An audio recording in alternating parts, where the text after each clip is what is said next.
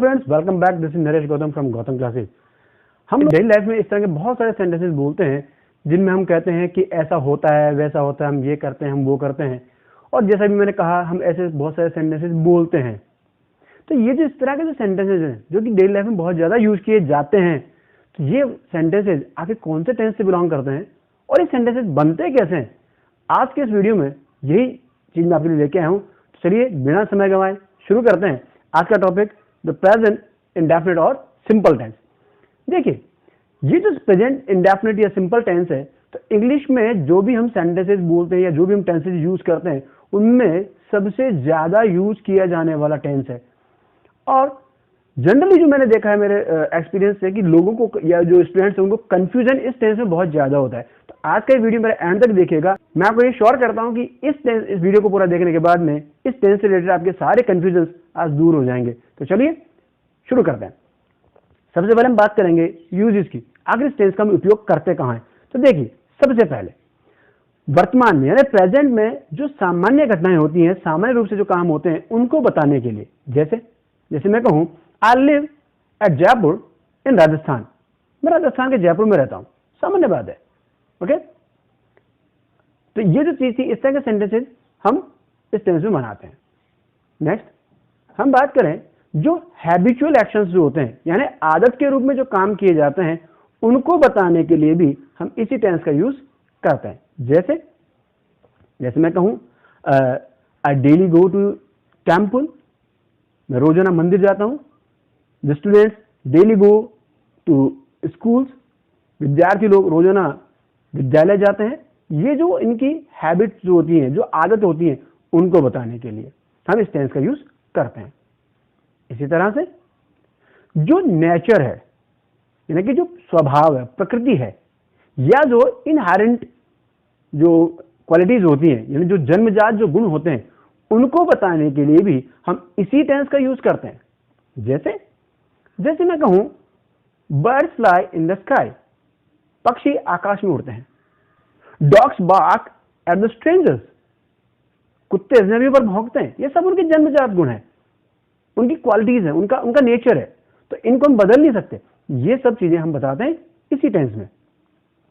इसी तरह से जो भी यूनिवर्सल ट्रुथ है, सार्वभौमिक सत्य, ऐसी चीजें जिनको हम बदल नहीं सकते, जो आज से सालों पहले भी ऐसी ही थी, आज भी हैं और आज के सालों बाद भी वैसी ही रहेंगी, इनको हम कहते हैं यूनिवर्सल ट्रुथ। तो इनको बताने के लिए भी हम इसी टेंस का यूज करते हैं।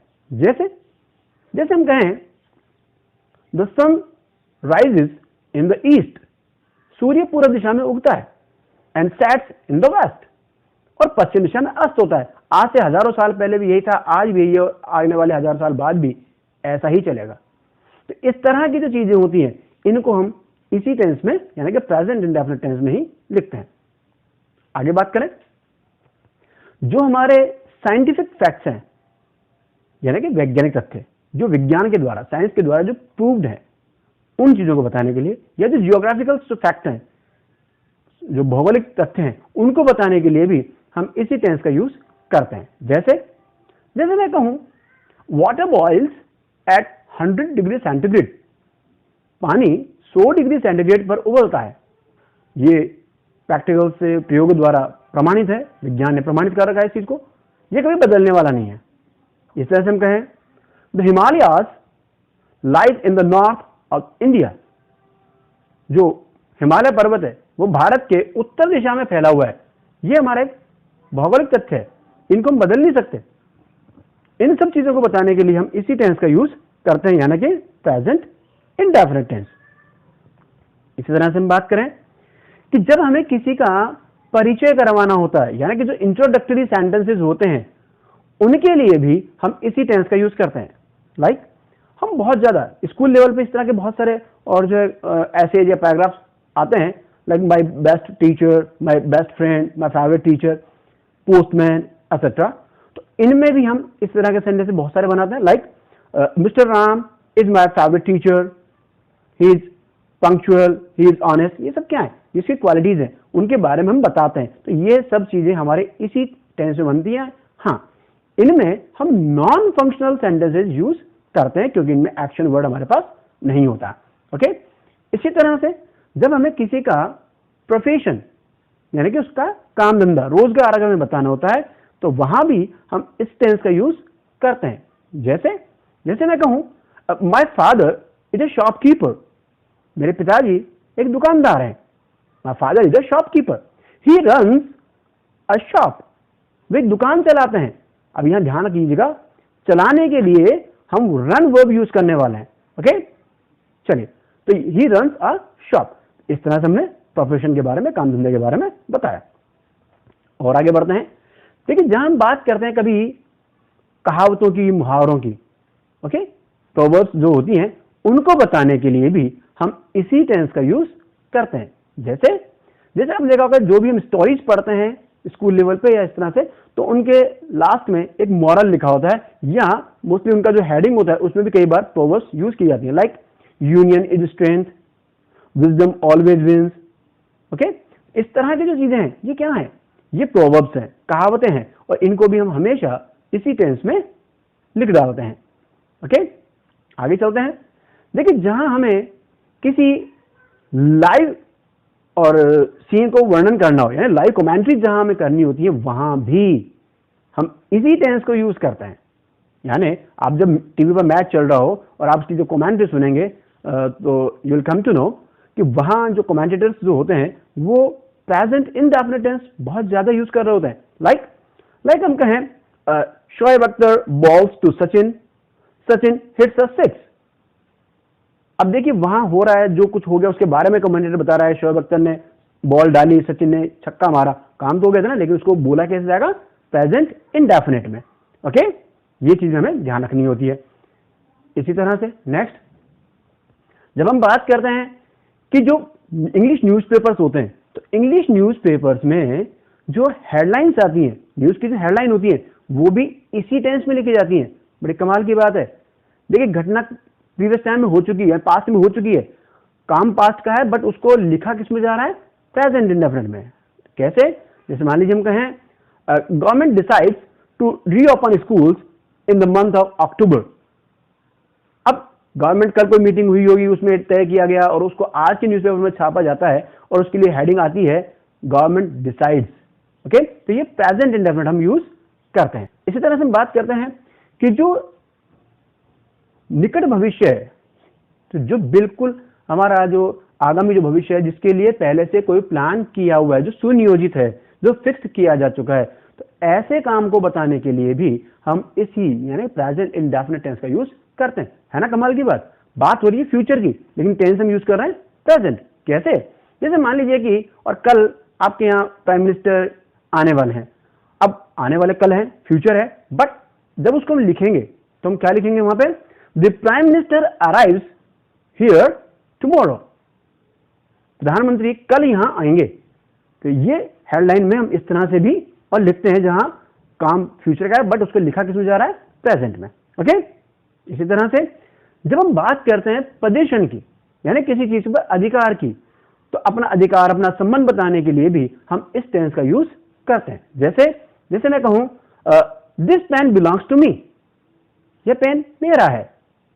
Okay, he has a big house, उसके पास एक बड़ा घर है। तो इस तरह के जो सेंटेंसेस हैं, ये पोजीशन को बताने के लिए, अधिकार को बताने के लिए हम यूज करते हैं। और आगे बढ़ते हैं। जब हम बात करते हैं कंडीशनल सेंटेंसेस की, तो देखिए कंडीशनल सेंटेंसेस में जो फर्स्ट टाइप कंडीशन था, उस सेंटेंस में भी हम इस टेंस का यूज करते हैं। जो कंडीशनल जो क्लॉज होगा, जो शर्त वाला, जो इफ से जो क्लॉज शुरू होता है, तो उस इफ क्लॉज में हम प्रेजेंट इंडेफिनिट यूज करते हैं। उसके साथ जो रिजल्ट क्लॉज होगा वो हम फ्यूचर इंडेफिनिट में बनाएंगे। कैसे? जैसे हम कहें if she calls me I go to help her, यदि वह मुझे बुलाएगी मैं उसकी मदद करने के लिए जाऊंगा। Okay, if he runs fast he will win the race, यदि वह तेज दौड़ेगा तो वह रेस जीत जाएगा। तो इस तरह के सेंटेंसेस में मैंने देखा कि जो इफ वाला जो पार्ट था, इफ जो क्लॉज था, जो कंडीशनल जो क्लॉज था, वो हम प्रेजेंट इंडेफिनिट टेंस में लिखते हैं। इसी तरह से और आगे बात करें तो देखिए, जहां फ्यूचर में दो काम होने वाले हों, ओके, थोड़ा सा याद कीजिएगा फ्यूचर परफेक्ट को। तो जब फ्यूचर में दो काम होने वाले हों और जिस समय की हम बात कर रहे हैं उस समय दोनों काम समाप्त हो चुके होंगे, तो उन दो काम में से जो काम बाद में पूरा होगा, ध्यान कीजिएगा, जो काम बाद में पूरा होगा उसको बताने के लिए प्रेजेंट इंडेफिनिट टेंस यूज करेंगे। ध्यान कर लीजिए, बात कर रहे हैं फ्यूचर की, लेकिन टेंस यूज कर रहे हैं प्रेजेंट। कैसे? जैसे मान लीजिए मैं कहूं she will have slept when her father comes, जब उसके पिताजी आएंगे वह सो चुकी होगी, फ्यूचर के काम है। ओके, इस तरह की चीज हम ध्यान रखें। इसी तरह से जो हम इंपरेटिव सेंटेंसेस जो बनाते हैं, इंपरेटिव सेंटेंसेस जो होते हैं वो भी हमारे इसी टेंस में बनते हैं। इंपरेटिव सभी इसी टेंस में बनते हैं। कैसे? जैसे हम कहें open the door, open the window. Okay, या हम कह दें don't make a noise, don't make a noise, शोर मत मचाओ। तो ये जो चीजें हैं, ये जो बातें हैं, ये सारी हमने किस में कही है? Present indefinite tense. जो ऐतिहासिक तथ्य थे उन तथ्यों को भी बड़े रोचक तरीके से या प्रभावी उसका जीवन चित्रण करने के लिए भी हम कई बार इस टेंस का यूज करते हैं। ध्यान कीजिएगा, बात पास्ट की है लेकिन उसको हम प्रेजेंट के फॉर्म में बोलते हैं। जैसे हम कहते हैं कई बार इंडिया गेट्स फ्रीडम इन 1947, भारत 1947 में आजादी प्राप्त करता है। अब अर्थ इसका ही होगा, है ना? बात हम पास्ट की कर रहे हैं लेकिन उसको एक लाइव और थोड़ा रूप देने के लिए, थोड़ा अच्छा उसको बनाने के लिए हम इस तरह की बात करते हैं। कई बार हम स्टोरीज को भी प्रेजेंट में कहते हैं। लाइक हम कहते हैं एक बार एक शेर होता है, वो ये करता है, वो ऐसा करता है, वैसा करता है। ये सब क्या है? ये हम प्रेजेंट में उसको बता रहे होते हैं। ओके, हियर एंड देयर, इनसे शुरू होने वाले जो एक्सक्लेमेटरी सेंटेंसेज हैं, ध्यान कीजिए, एक्सक्लेमेटरी सेंटेंसेज जो हियर और देयर से शुरू हो रहे हैं, इन सेंटेंसेज को भी हम इसी टेंस में लिखते हैं। कैसे? जैसे मान लीजिए हम कहें लो बस आ गई, तो हम क्या बोलेंगे? Here comes that bus, here comes the train, लो ट्रेन आ गई। तो इस तरह के जो सेंटेंसेज हैं जो हियर और देयर से बनते हैं, ये हमारे इस प्रेजेंट इंडेफिनिट टेंस में ही बनाए जाते हैं। कई बार जब हम लेखक जो अथर्स होते हैं उनके बारे में जब हम बताने लगते हैं तो उनकी क्वालिटीज या उनकी राइटिंग्स के बारे में जब बताते हैं, उनका हम डिस्क्रिप्शन करते हैं, तो उसके बारे में बताने के लिए भी, वो जब हम डिस्क्राइब करते हैं उसको बताने के लिए भी और हम इस टेंस का यूज करते हैं। जैसे मान लीजिए हम कहें Shakespeare analyses the human nature well, Shakespeare जो है उसने मानवीय स्वभाव का बहुत अच्छे से चित्रण किया है। अब हिंदी में तो हम कह रहे किया है लेकिन उसको इंग्लिश में हम बोल रहे हैं प्रेजेंट इंडेफिनिट में। ओके, तो ये चीजें हमें बहुत अच्छे से ध्यान रखनी चाहिए। इसके बाद हम बात करते हैं कुछ ऐसी क्रियाएं जिनको हम अपनी वर्ब्स ऑफ परसेप्शन कहते हैं, या इस तरह की क्रियाएं जो कि हमारी भावनाओं को आदि को व्यक्त करती हैं, उनको बताने के लिए भी हम इस टेंस का ही यूज करते हैं। ध्यान रखने की बात है, उन वर्ब्स को हम कंटिन्यूअस टेंस में नहीं लिखते हैं। ओके, जैसे मैं कहूं Hindus believe in God, Hindu लोग ईश्वर में विश्वास रखते हैं। Hindus believe in rebirth, Hindu पुनर्जन्म में विश्वास रखते हैं। तो ये क्या है? ये हमारी मान्यताएं हैं। इनको बताने के लिए भी हम इस टेंस का यूज कर रहे हैं। इसके बाद में कुछ ऐसी वर्ब्स और भी होती हैं जिनको हम कभी कंटिन्यूअस टेंस में यूज नहीं करते हैं। ओके, उन वर्ब से रिलेटेड अगर हमको काम बताना होता है, वो चाहे हिंदी में हम चाहे कंटिन्यूअस में बोल रहे हो, लेकिन इंग्लिश में उनको बताने के लिए हम इसी टेंस का यूज करेंगे। जैसे मान लीजिए हम कहें क्या आपको शोर सुनाई दे रहा है? अब हिंदी में हमने कहा रहा है, यानी कंटिन्यूअस होना चाहिए था, लेकिन जब इसको इंग्लिश में हम बोलेंगे तो do you here the noise, हमने इसको प्रेजेंट इंडेफिनिट बनाया बजाय कंटिन्यूअस के। ओके, ये हमें ध्यान रखना पड़ेगा। इसी तरह से हम कह सकते हैं आई सी द फायर, मुझे आग दिखाई दे रही है। आई सी द फायर, मुझे आग दिखाई दे रही है, यानी मैं आग देख रहा हूं। तो इसको भी हम इंडेफिनिट में ही कहेंगे। तो इस तरह से हमने काफी सारे यूजेस इस टेंस के पढ़े हैं। मैंने टाइम थोड़ा बचाने के लिए स्पीड से पढ़ाया है, लेकिन फिर भी मैं आपको कह रहा हूं, अगर आप अपने कंफ्यूजन इस टेंस से रिलेटेड जो भी हैं उनको अगर दूर करना चाहते हो तो प्लीज इस वीडियो को लास्ट तक, एंड तक देखिएगा, इसको स्किप मत कीजिए, पूरा वीडियो देखिए। तो चलिए आगे बढ़ते हैं। यूजेस के बाद अब हम बात करेंगे इसकी पहचान की। तो पहचान क्या है? बड़ी सिंपल सी है, जो हमने जब वीडियो स्टार्ट किया तभी मैंने आपको बताई थी। हिंदी के वाक्य के लास्ट में जनरली ता है, ती है, ते हैं, ता हूं, ती हूं, ते हो, ती हो, इस तरह के और लेटर्स शब्द हमें मिल जाते हैं जिनकी मदद से हम पहचान पाते हैं कि ये जो हमारा सेंटेंस है ये हमारा प्रेजेंट इंडेफिनिट टेंस से बिलोंग करता है। ओके, चलिए पहचान के बाद अब हम बात करेंगे हेल्पिंग वर्ब की। ध्यान कीजिए, यहां थोड़ा कंफ्यूजन हो जाता है या थोड़ा कॉम्प्लिकेशन जो हो जाता है वो क्यों होता है, वो यहां से शुरू होता है। देखिए, जब हम प्रेजेंट इंडेफिनिट की बात कर रहे हैं और उसमें भी हेल्पिंग वर्ब, तो यहां हेल्पिंग वर्ब के लिए हमारे पास एक शर्त है।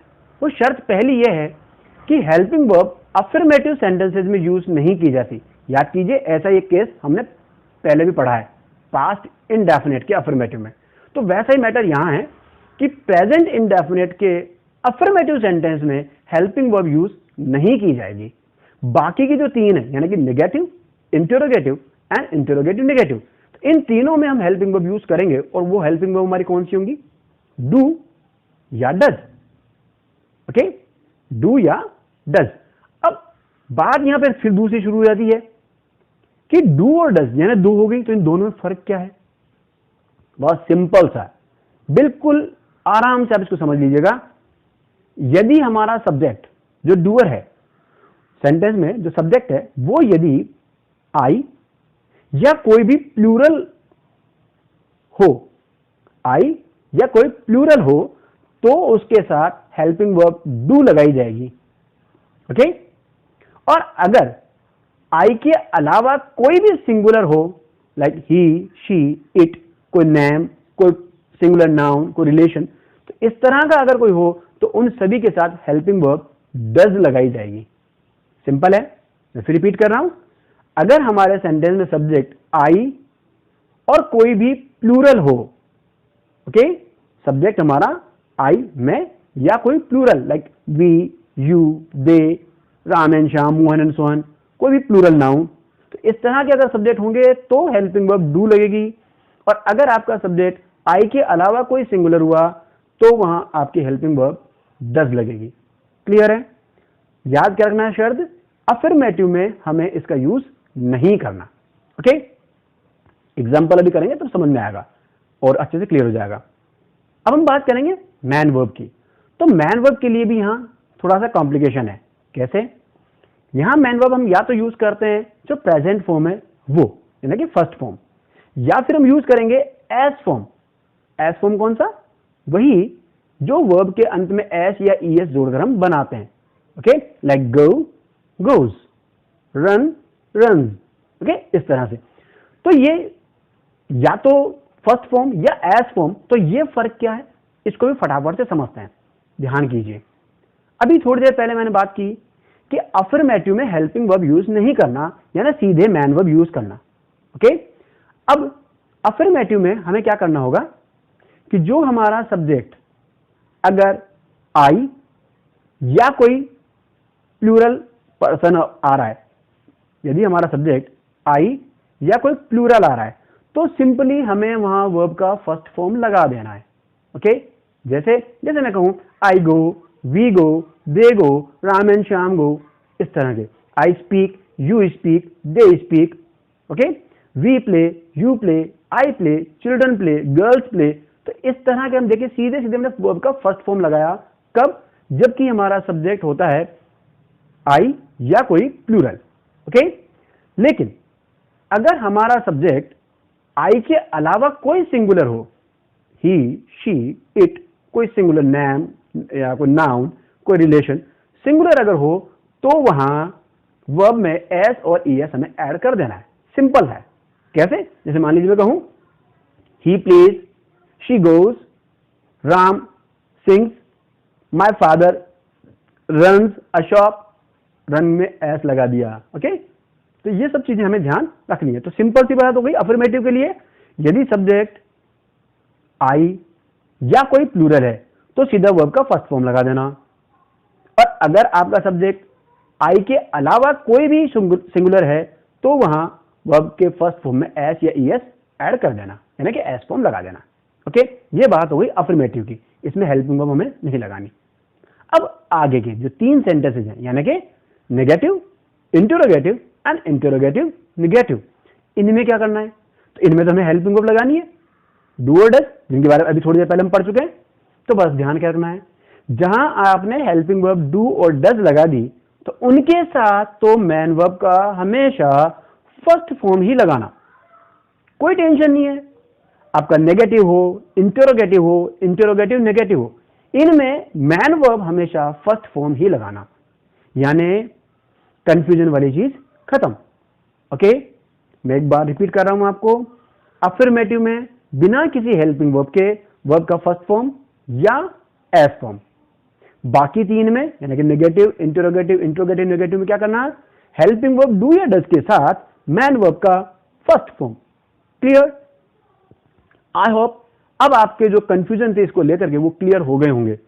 फिर भी अगर कहीं को कुछ रह रहा है तो अभी हम आगे कुछ एग्जांपल्स और करने वाले हैं और वहां आपको ये सब चीजें क्लियर हो जाएंगी। मैं यही आपसे रिक्वेस्ट कर दूं, यदि आपको मेरा वीडियो अच्छा लगता हो तो प्लीज इसे आप लाइक कीजिए और अपने फ्रेंड्स में शेयर कीजिए, ताकि वो भी इस वीडियो से लाभ ले सके, उनको भी इससे और बेनिफिट मिल सके। ओके, और अगर अभी तक आपने मेरा चैनल सब्सक्राइब ना किया हो तो प्लीज इसे आप सब्सक्राइब कर लीजिए। ये नीचे रेड बटन जो आ रहा है उसको आप प्रेस कीजिए और इसके बगल में जो बेल आइकॉन जो आ रहा है, बेल आइकॉन जो है इसे भी आप प्रेस कर दें, ताकि जब भी मेरा नया वीडियो अपलोड हो आपको तुरंत उसका नोटिफिकेशन मिल सके। ओके, चलिए आगे बढ़ते हैं।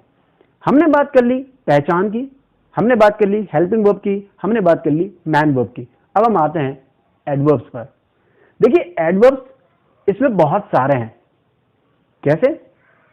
जनरली इस टेंस के लिए हम जो यूज करते हैं उनमें है always, generally, sometimes, never, usually, rarely, scarcely, seldom, occasionally, frequently, once a, अब उसके बाद में आप वीक, मंथ, डे, whatever जो भी आप जोड़ दें, ध्यान कीजिएगा once और once a इनमें फर्क है। once मैंने आपको बताया था पास्ट इंडेफिनिट टेंस में, यहां मैं बात कर रहा हूं once a। ओके, उसके बाद फिर हमें कुछ ऐड करना है। इस तरह से twice a वही day month year, thrice a day month year, कुछ भी हम लगा सकते हैं। इसके अलावा और भी कई सारे हैं जो मैंने आपके यहाँ स्क्रीन पे दिए हैं, आप इसमें देख रहे हैं। तो इस तरह से ये जो एडवर्ब्स हैं ये हमें इसमें बहुत सारे मिलते हैं, जिनकी मदद से हम बड़े आसानी से समझ पाते हैं। एक बहुत ज्यादा यूज होता है एवरी। अब एवरी के साथ में हम वही डे, वीक, मंथ, ईयर कुछ भी लगा लें, वो इसमें हमारा आ जाता है। कई बार इसमें इस तरह के हमारे पास एग्जाम्पल जब हम करते हैं तो हमें इस तरह के सेंटेंसेस मिलते हैं जिनमें लाइक कह दिया गया, कोई भी नेम ऑफ डे दिया गया और उसको प्लूरल फॉर्म में दिया गया।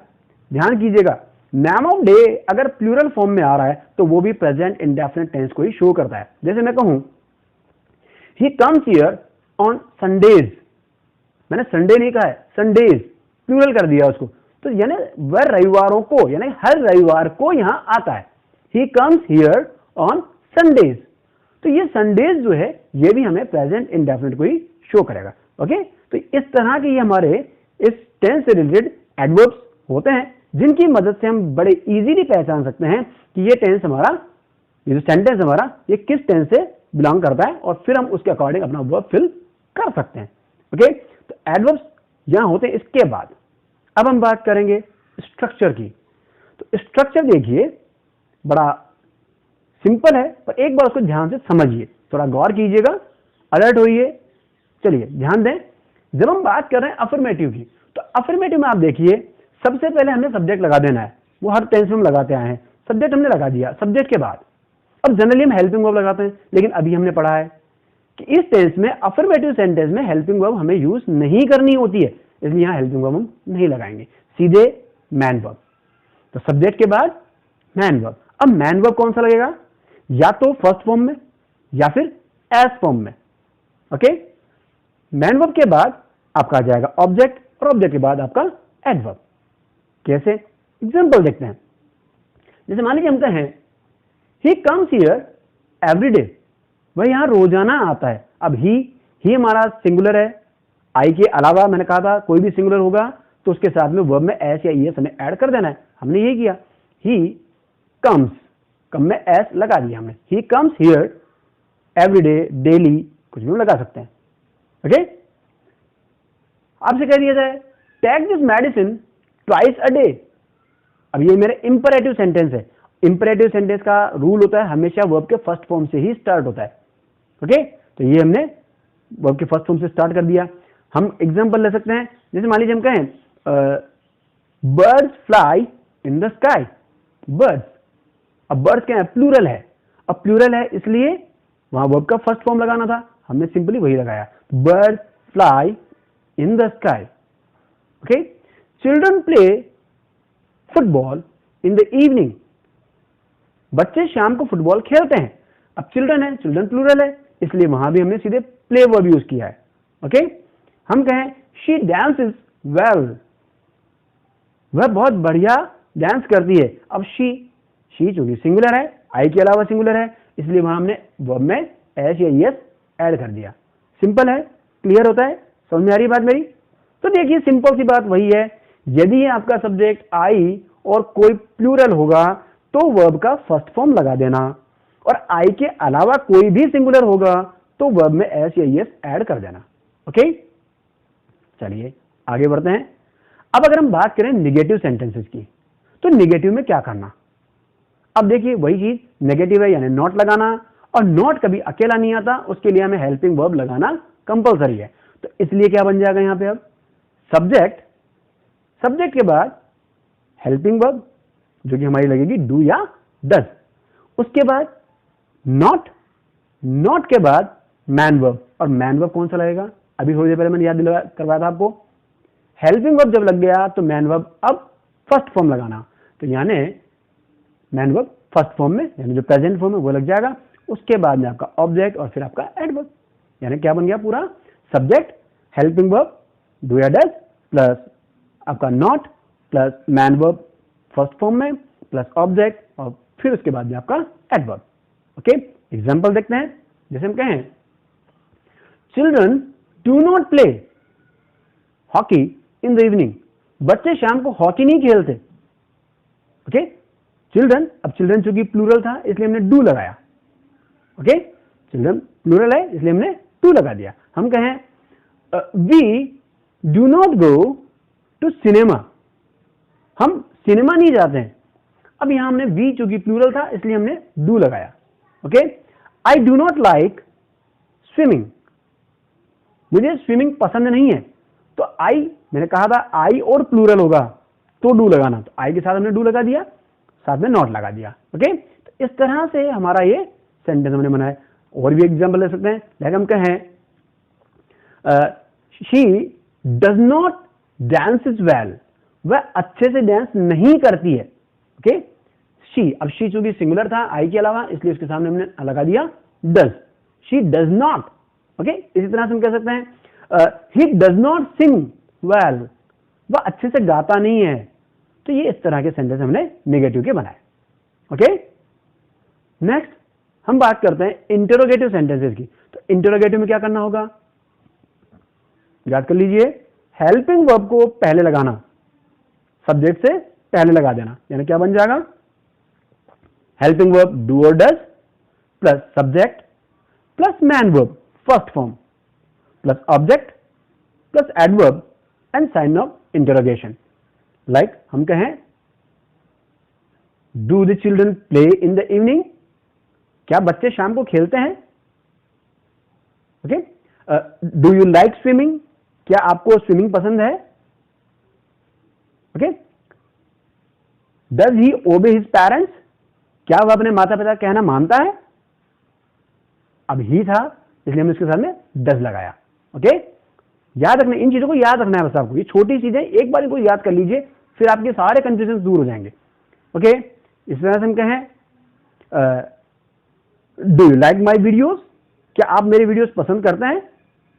इस तरह के जो सेंटेंसेस है ये हमने इसमें बनाए। अब अगर हम बात करें इंटरोगेटिव नेगेटिव की, तो विशेष नहीं, जो भी इंटरोगेटिव हमने पढ़ा है इसी में हमें नॉट लगा देना है थर्ड प्लेस पर। कैसे स्ट्रक्चर बन जाएगा, हेल्पिंग वर्ब डू और डज प्लस आपका subject plus not plus main verb first form में, उसके बाद आपका ऑब्जेक्ट, उसके बाद एडवर्ब और लास्ट में साइन ऑफ इंटरोगेशन। ओके, कैसे, जैसे हम कहें do you not like swimming, क्या आप स्विमिंग पसंद नहीं करते हैं। Okay, do you not go to school, क्या तुम स्कूल नहीं जाते हो। हम कहें does she not have a pen, क्या उसके पास पेन नहीं है। अब यहां देखिए शी था, शी सिंगुलर होता है इसलिए इसके सामने में डज लगा दिया।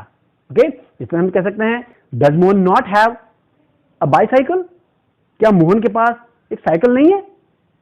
इस तरह के सेंटेंसेस हमने बनाए, ये हमने पढ़े हैं सारे इसके स्ट्रक्चर्स और उनसे रिलेटेड कुछ एग्जांपल्स।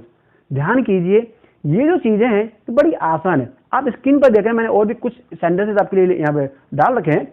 अब देखिए ये सारे जो भी हमने स्ट्रक्चर्स पढ़े हैं उन स्ट्रक्चर्स के अकॉर्डिंग और ये सारे सेंटेंसेस बने हुए हैं। आपको मैं फिर याद दिला रहा हूं, आप इस चीज को अच्छे से और रट लीजिए। करना क्या है, अगर आपको अफर्मेटिव सेंटेंस बनाना है तो आपको हेल्पिंग वर्ब नहीं लगाना, सीधा मैन वर्ब लगाना है। और मैन वर्ब में क्या करना है आपको, अगर आपका सब्जेक्ट आई और प्लूरल है तो आपको सीधा वर्ब का फर्स्ट फॉर्म लगा देना है, और अगर आई के अलावा कोई सिंगुलर है तो आपको वहां वर्ब के फर्स्ट फॉर्म में एस या ईएस ऐड करना है, यानी कि एस फॉर्म आपको लगा देना है। ओके, लेकिन अगर आपने अफर्मेटिव के अलावा कोई सेंटेंस बनाया है like negative, interrogative, interrogative negative, तो वहां क्या करना, तो वहां आपको करना ये होगा कि आपको हेल्पिंग वर्ब लगाना पड़ेगा डू या डज, और साथ में मैन वर्ब जो आप लगाएंगे वो लगेगी हमेशा फर्स्ट फॉर्म। ओके, अब डू और डज में फर्क वही है जो वर्ब के फर्स्ट फॉर्म और एस फॉर्म में है, यानी अगर आपका सब्जेक्ट आई और कोई प्लूरल होगा तो वहां डू हेल्पिंग वर्ब यूज करेंगे, और अगर आई के अलावा कोई सिंगुलर होगा तो आप हेल्पिंग वर्ब डज यूज करेंगे। ये इसका मैटर हुआ। ओके, आई होप ये चीजें आपके समझ में आई होंगी। अब आगे हम देखते हैं, मेरा जो पिछला जो वीडियो था जो पास्ट इंडेफिनिट से रिलेटेड था, उस वीडियो के लास्ट में मैंने आपको एक एक्सरसाइज दी थी, ये उस एक्सरसाइज के आंसर्स आपके सामने हैं। यहाँ पे देखिए मैंने कुछ ट्रांसलेशन के लिए कुछ फिल इन द ब्लैंक्स थे, ये सारे आंसर्स मैंने आपके सामने दिए हुए, आप इनको अपने पास राइट डाउन कर लें। आपने जो आंसर्स किए थे उनसे आप इनको टैली करें तो आपको पता लगेगा आपने कितना सही किया था कितना गलत किया था, ये आपके सामने है। ओके, आई होप आप लोगों ने ये कर लिया होगा, इसका आप स्क्रीनशॉट भी ले सकते हैं। चलिए इसके बाद हम बात करते हैं आज का जो वीडियो था मेरा इससे रिलेटेड, यानी कि प्रेजेंट इंडेफिनिट से रिलेटेड। ये एक एक्सरसाइज मैंने आपके सामने स्क्रीन पर दी हुई है, ये कुछ सेंटेंसेज हैं, कुछ आपके क्वेश्चंस हैं, इनको आपको सॉल्व करना है और इनका जो आंसर है वो आप मुझे कमेंट बॉक्स में डाल सकते हैं। कोशिश हमेशा ये रहेगी कि मैं आपको बहुत ही सिंपल लैंग्वेज में, बहुत इजी वे में और आपको अच्छे से अच्छी नॉलेज देने की कोशिश करता रहूंगा। तो अगर आपको मेरा वीडियो अच्छा लगा हो तो प्लीज इसे लाइक कीजिएगा, मेरे चैनल को सब्सक्राइब कीजिएगा। Thanks for watching, see you next time, bye bye.